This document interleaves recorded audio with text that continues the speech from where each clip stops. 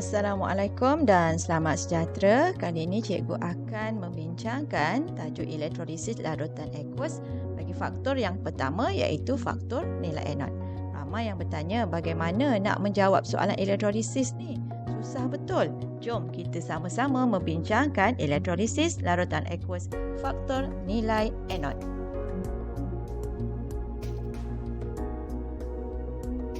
Yang pertama, di sini saya guna maklumkan bahawa faktor yang mempengaruhi hasil elektrolisis ada 3, iaitu nilai anod yang akan kita bincangkan pada slot hari ini, yang kedua kepekatan larutan dan yang ketiga adalah jenis elektrod. Namun begitu, sukalah cikgu nak bawakan kamu yang ini ada dalam buku teks ya, iaitu kita nak menilai dahulu ion yang dipilih untuk dinyacas di setiap elektrod iaitu anod dan katod bagi ketiga-tiga faktor. Kita secara awal ni kita lihat dulu ada tak kesinambungan antara nilai anod dengan kepekatan larutan dan juga jenis elektrod. Yang pertama, kalau kita lihat di sini, bagi faktor nilai anod, jika elektrod anod, jadi di sini anion ni adalah ion-ion yang bercas negatif. Jadi anion dengan nilai anod yang lebih negatif atau kurang positif dalam siri keupayaan elektrod piawai akan lebih mudah dinyacas dan dioksidakan. Kemudian jika di katod iaitu kation, ion-ion yang bercas positif dengan nilai anod yang lebih positif atau kurang negatif dalam siri keupayaan elektrod piawai akan lebih mudah dinyacas dan diturunkan. Jadi yang ini pelajar memang kena faham. Baca betul-betul dan fahami. Rujuk siri keupayaan elektrod piawai. Namun cikgu nak bawa jugalah sedikit makluman berkaitan dengan faktor kepekatan larutan dan jenis elektrod. Jika kita lihat pada anod, bagi faktor kepekatan larutan, faktor ini hanya dipertimbangkan untuk pemilihan ion pada anod sekiranya larutan aqueous mengandungi ion halida. Ion halida seperti ion klorida, ion bromida. Jadi, jika bukan ion halida seperti ion nitrat atau ion sulfat, ianya tidak dipertimbangkan. Jadi, kalau tidak dipertimbangkan, faktor apa yang akan digunakan? Otomatik dia akan terus kepada faktor nilai anod. Yang ini kita akan bincangkan nanti. Cuma cikgu sentuh sikit aja. Di sini untuk faktor kepekatan, ion halida yang mempunyai kepekatan yang lebih tinggi dalam elektrolit akan dinyacas walaupun nilai anod ion halida lebih positif. Walaupun nilai anod ion halida lebih positif. Jadi kat sini dia akan lihatlah lebih tinggi dalam elektrolit yang akan dinyacas pada anod. Jadi kita akan lihat sepatutnya kalau kita lihat nilai anod mestilah lebih negatif. Tetapi untuk faktor kepekatan tak sama. Di sini jika kita gunakan ion halida yang mempunyai kepekatan yang lebih tinggi, kepekatan dia lebih tinggi, Jadi bila kepekatannya lebih tinggi, apa yang akan dilihat bukan nilai anodnya, tetapi adalah kepekatan ion halida itu sendiri. Jadi ianya akan dipilih untuk dinyacas. Di katod, sama saja nilai anod yang lebih positif, kation dengan nilai anod yang lebih positif atau kurang negatif dalam siri keupayaan elektrod piawai akan lebih mudah dinyacas dan diturunkan. Bagaimana pula dengan faktor yang ketiga? Faktor yang ketiga, faktor ini sebab itu pelajar memang kena rujuk dipertimbangkan untuk elektrod aktif. Contohnya kuprum dan argentum. Biasanya dalam soalan SPM dia akan fokus kepada kuprum dan argentum. Jadi pelajar fokus yang ni dulu. Tiada anion yang dinyacas. Jadi apa yang berlaku? Atom logam pada anod akan membebaskan elektron bagi membentuk ion logam. Itu di anod bagi faktor elektrod. Manakala di katod sama sahaja seperti nilai anod, kepekatan larutan. Jadi di sini pelajar boleh buat kesimpulan berdasarkan kepada jadual yang diberi, pelajar dah boleh buat kesimpulan ataupun di sini apa inference yang pelajar boleh lakukan, iaitu apa sahaja faktor Okey, sama ada faktor kepekatan, jenis elektrod mahupun nilai anod itu sendiri di katod. Ion yang dipilih untuk dinyacas akan menggunakan faktor nilai anod. Maknanya di sini perubahan hasil berlaku di anod, terutama sekali bagi faktor kepekatan larutan dan juga jenis elektrod yang perlu diberikan perhatian. Tapi seperti yang cikgu beritahu tadi, hari ini cikgu fokus kepada faktor nilai anod. Okey, jom kita lihat penerangan yang seterusnya. Yang ini hari ini kita fokus kepada nilai anod. Yang ini tadi telah pun dibincangkan. Okey, dalam siri keupayaan elektrod piawai, cikgu besarkan ini adalah siri keupayaan elektrod piawai. Apa yang perlu pelajar tahu adalah tindak balas sel setengah di sini, ini semuanya adalah tindak balas penurunan, berdasarkan tindak balas penurunan, iaitu elektron ini, okey, dia menerima elektron. Tetapi pelajar kena tahu apa yang tersirat dan tersurat. Yang tersurat ini adalah tindak balas penurunan. Dan kalau kita lihat di sini, okey, kekuatan sebagai ejen pengoksidaan meningkat. Kalau semakin ke bawah ni meningkat. Okey, kalau ke atas ni ejen penurunan ni yang akan meningkat. Jadi yang ini yang pelajar secara tersurat. Tapi apa yang tersirat? Tersirat di sini pelajar boleh fokus kepada tindak balas pengoksidaan. Bagaimana? Jadi ini pelajar kena berlatih, pelajar kena biasakan diri. Contoh, cikgu ambil yang pertama, contoh zinc. Okey, zinc apabila melepaskan elektron, dia akan membentuk ion zinc. Apa yang pelajar tulis ini adalah tindak balas pengoksidaan. Okey, kita cuba lagi. Kalau kita lihat oksigen, yang ada pada siri keupayaan elektrod piawai itu adalah tindak balas penurunan. Tetapi jika pelajar boleh mengenal pasti tindak balas pengoksidaan. Contoh di sini 1 mol oksigen bertindak balas dengan 2 mol air, menerima 4 elektron, menghasilkan 4 mol ion hidroksida. Ini adalah tindak balas penurunan. Dan jika kita nak tulis dalam bentuk tindak balas pengoksidaan, dia akan jadi 4 mol ion hidroksida, menghasilkan, kita ikut saja, 1 mol oksigen, 2 mol air dan juga melepaskan 4 elektron. So, di sini pelajar tahu, ini adalah tindak balas pengoksidaan.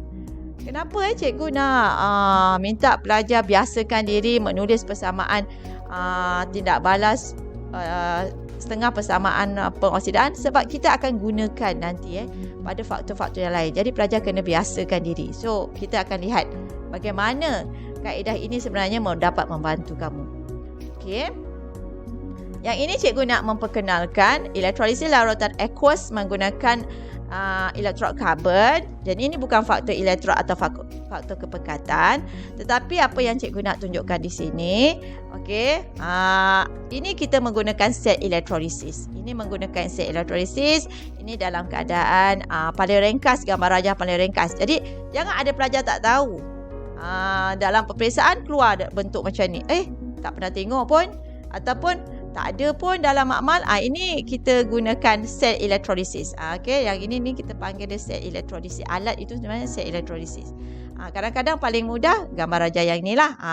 So maknanya dua-dua gambar rajah ni dia boleh keluar dalam peperiksaan, dan pelajar kena biasakan diri dengan dua gambar rajah ini. Jadi kita mulakan perbincangan. Kita menggunakan elektrod karbon. Jadi di sini ini bukan faktor kepekatan, jadi ia dalam larutan aqueous. Apa yang pelajar perlu tahu? Pelajar perlu tahu ion-ion yang hadir. Pelajar kena rujuk elektrolit. Pelajar perlu tahu ion-ion yang hadir. Jadi langkah yang pertama, pelajar kena senaraikan. Dalam larutan kuprum 2 sulfat ada ion kuprum 2, ada ion sulfat, okey. Kemudian larutan itu sendiri ada ion hidrogen dan ion hidroksida. Pelajar kena keluarkan ion-ion yang hadir dalam elektrolit yang digunakan. Barulah pelajar kena tentukan ion yang akan tertarik ke anod, ion yang akan tertarik ke katod. Di sini nak menentukan anod dan katod, rujuk dry cell, sel kering, simbol positif, negatif, panjang pendek. Ini semua pelajar dah tahulah kan So ini adalah positif, ini adalah negatif. Jadi pelajar kena tahu. Okey. Jadi apabila pelajar dah boleh senaraikan boleh senaraikan ion yang akan tertarik. Ini sifatlah. Kalau anod, okey, anod dia positif. Jadi yang akan tertarik dia adalah anion, ion sulfat, ion hidroksida. Tertarik. Kita kena tahu dulu ion yang tertarik. Yang dia pergi ke situ. Manakala katod, yang akan tertarik ke katod adalah ion kuprum 2 dan ion hidrogen. Jadi apabila pelajar dah boleh keluarkan, pelajar dah tahu yang akan tertarik ke anod dan katod, di sinilah gunanya siri keupayaan elektrod piawai. Okey, siri keupayaan elektrod piawai. Pelajar keluarkan. Kenapa? Sebab kita nak tahu ion yang mana akan dipilih untuk dinyacas di anod dan katod berdasarkan siri keupayaan elektrod piawai. Jadi yang ini pelajar kena tahulah. So di anod, nilai anod, bila kita dah keluarkan, kita tahu nilai anod ion hidroksida kurang positif berbanding nilai anod ion sulfat. Jadi siapa yang akan dipilih untuk dinyacas? Ion hidroksida. Manakala untuk katod, nilai anod ion kuprum 2 lebih positif berbanding nilai anod bagi ion hidrogen. Jadi siapa yang akan dipilih untuk dinyacas? Ion kuprum 2. Okey, so dekat situ baru settle. Yang kedua. Okey, jadi sekarang ni kita nak tengok yang seterusnya. Kita rujuk yang ni lah. Ni lebih nampak jelas.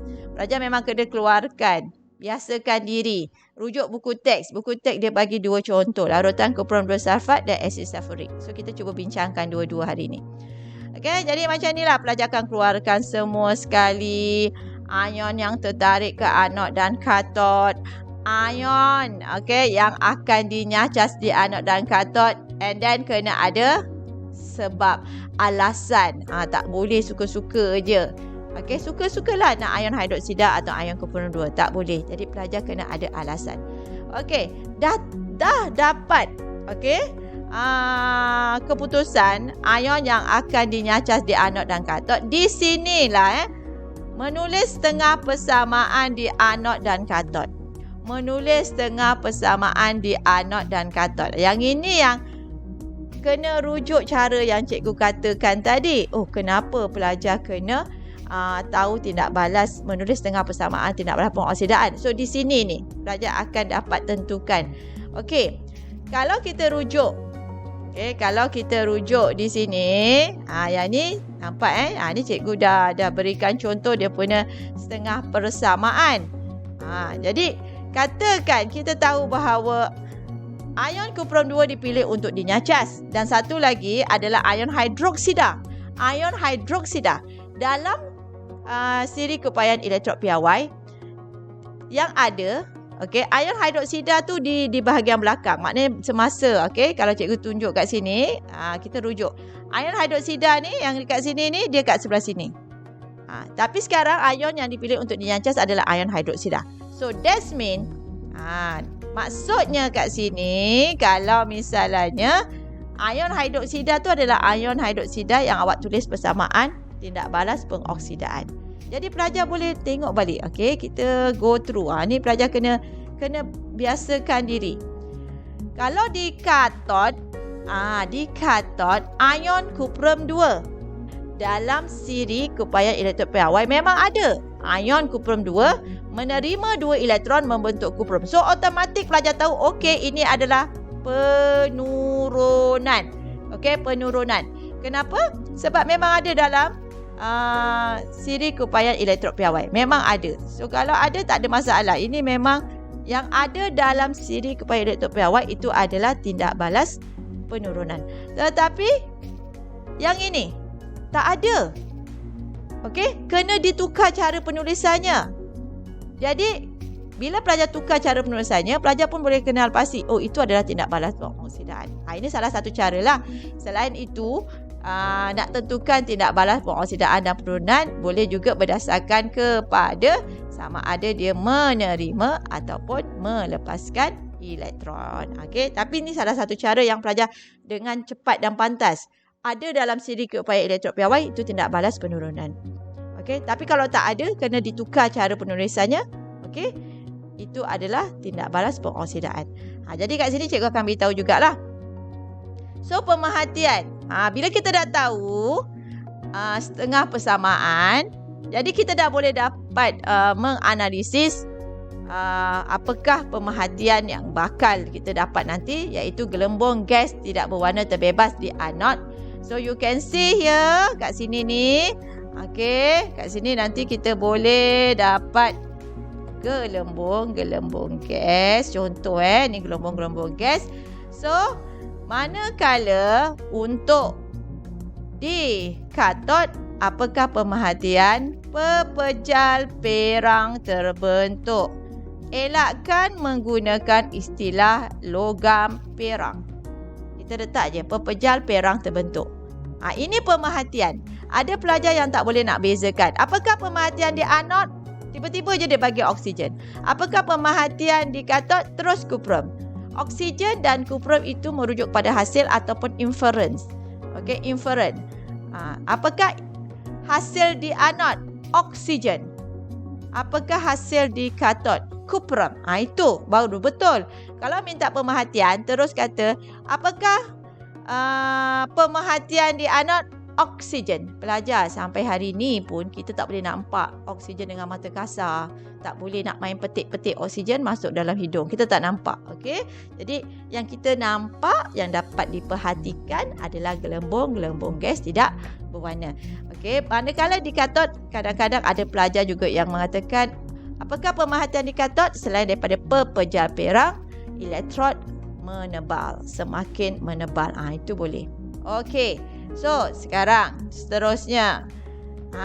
Tapi kat sini ada special for electrolyte. Okey, special untuk elektrolit. Kenapa? Sebab nanti jika kita bincang faktor elektrod, kita nak kaitkan larutan biru kuprum 2 sulfat. Biasanya sangat popular lah guna larutan kuprum 2 sulfat ni sebab dia ada warna biru. Jadi, apa berlaku? Okey, selepas elektrolisis. What happened with the blue color of copper 2 sulfate? Warna biru, keanmatan warna biru kuprum 2 sulfate semakin pudar. Okey, jadi daripada biru yang terang dia semakin pudar. Kenapa? Jadi di sini kepekatan ion kuprum 2 berkurang. Macam mana kita nak kaitkan ion kuprum 2 berkurang? Pelajar kena tengok balik ya. Ni cikgu terangkan.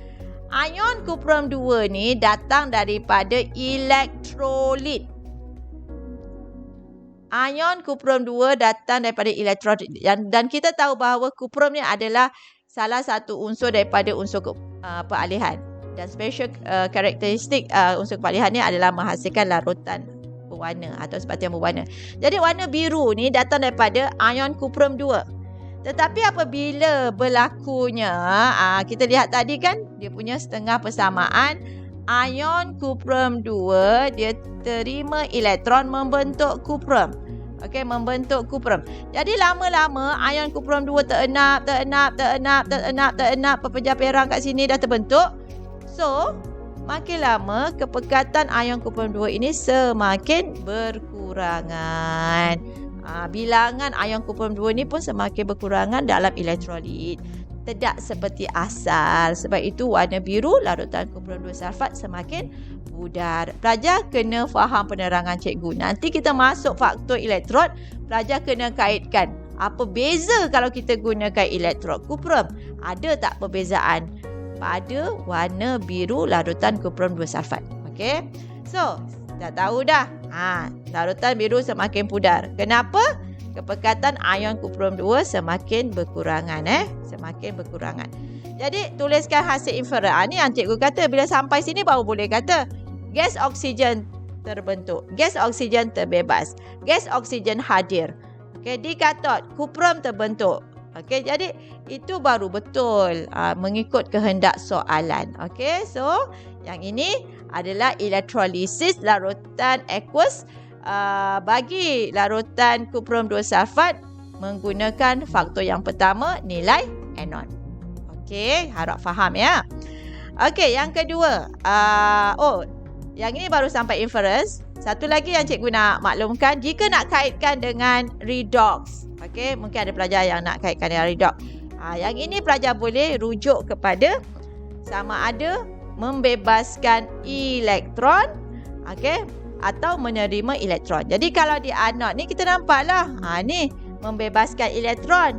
Yang di sini menerima elektron. So kita tahu ini adalah tindak balas penurunan, yang ini tindak balas pengoksidaan.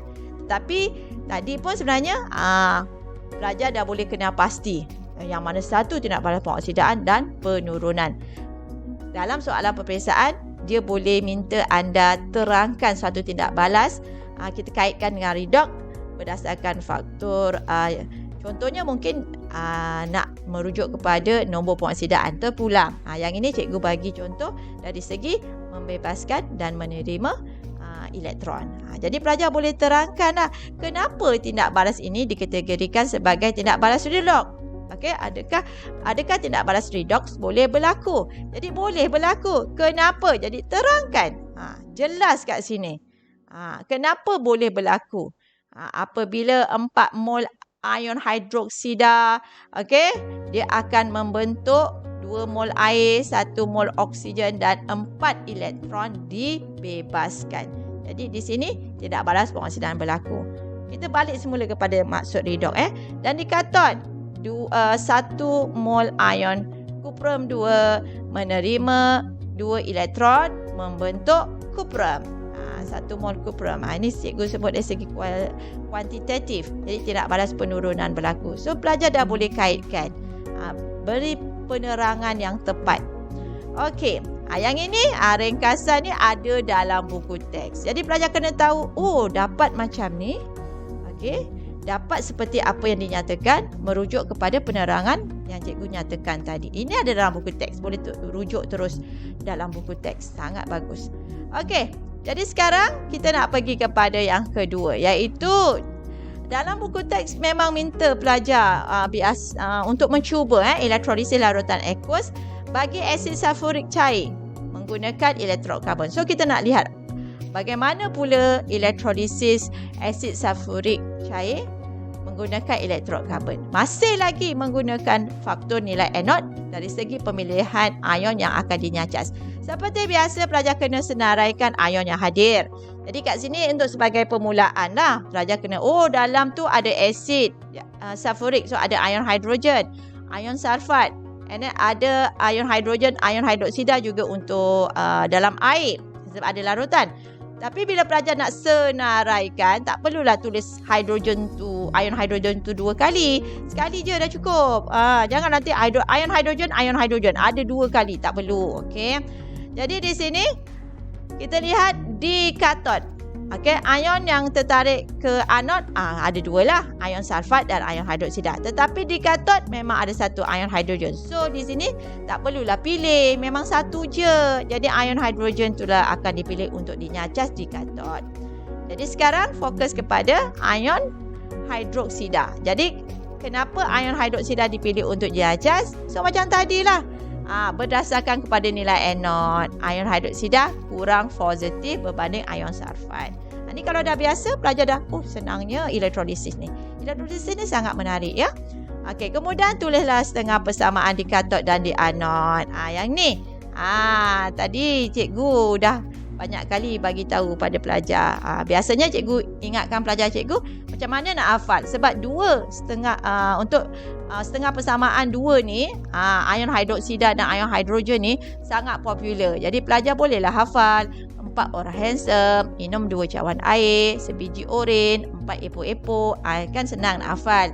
Kalau di katod, 2 ekor harimau jumpa 2 elephant. Jadi apa? Jadi hantu. Senang kan nak hafal? Jadi terpulang pada pelajar. Yang penting cikgu nak ingatkan, 2 setengah persamaan ini yang menggunakan ion hidroksida dan ion hidrogen ni sangat-sangat popular dalam elektrolisis. Jadi memang kena ingat. Tuliskan pemerhatian di anod dan katod sama. Gelembung gas terbebas di anod dan katod. So kat sini maknanya nanti pelajar boleh akan nampak lah. Dua-dua ni nanti akan ada bubble. Okey, ada gelembung gas. Cuma kat sini biasanya kalau dia nak tambah soalan, okey, pelajar kena tentukan hasil di anod dan katod. Nak tentukan hasil anod dan katod, dia mesti tahu setengah persamaan di anod dan katod. Jadi barulah pelajar boleh kata di anod gas oksigen, di katod gas hidrogen. Kalau soalan nak tambah, dia akan tanya buat ujian pengesahan. Bagaimana nak menentusahkan di anod adalah gas oksigen, di katod adalah gas hidrogen. Ini pelajar dah belajar masa tingkatan 4 ujian pengesahan gas. Okey. Jadi sama juga seperti tadi, adakah tindak balas redox berlaku? Oh, berlaku. Kenapa?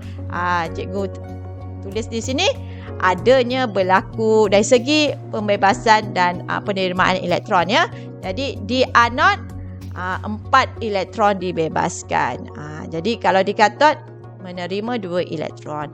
Jadi ini yang pelajar kena biasakan. Okey? Dibiasakan untuk menentukan tindak balas redox itu. Kita ada 4 definisi redox. Jadi pelajar kena tengok semula ya. Okey pelajar, cikgu rasa setakat ini saja penerangan cikgu untuk faktor yang pertama nilai anod. Jumpa lagi di slot akan datang bagi faktor yang kedua, iaitu faktor kepekatan larutan dan juga faktor jenis elektron. Sekian saja daripada saya. Assalamualaikum dan terima kasih.